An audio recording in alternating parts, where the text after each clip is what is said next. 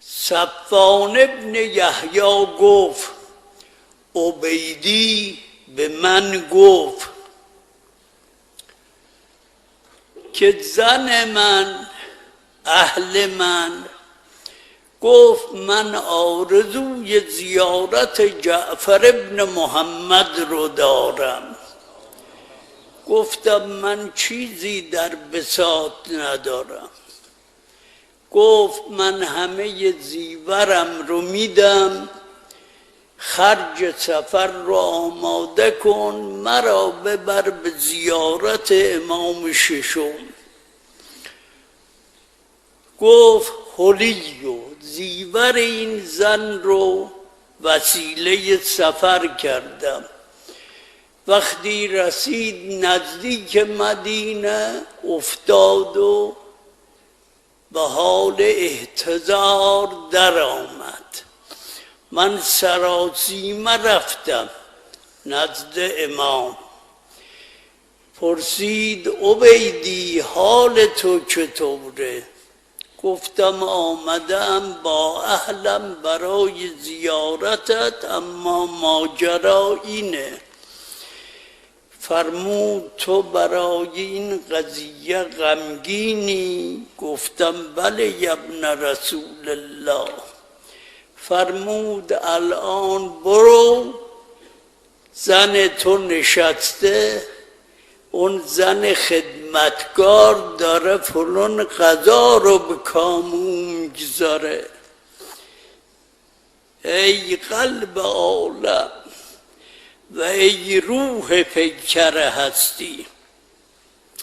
گفت سراسیمه حرکت کردم، رفتم دیدم زن در کمال سلامت نشسته، همون طوری که گفته بود. زن خدمتگزار هم همون غذا رو به او میداد. گفتم ماجرا چیه؟ گفت ماجرا اینه، حال مرا دیدی؟ عزراییل آمد روح مرا بگیره.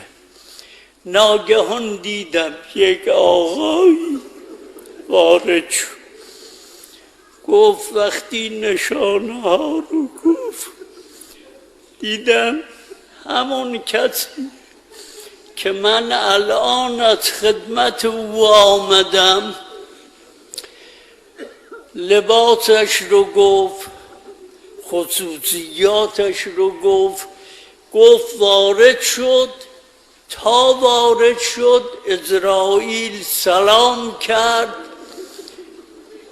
وقتی سلام کرد اون آقا به عزراییل فرمود مگر تو مأمور نیستی به اطاعت ما؟ گفت بلا ایها الامام. تعبیر عزراییل همین بود، بله ای امام من مأمور به طاعتت هستم. فرمود من به تو امر می کنم برو تا 20 سال دیگر به سراغ این زن نیا. این خودش، این مذهبش. اون زن زیورش رو فروخت که به زیارتش بیاد. این جور جدا شده.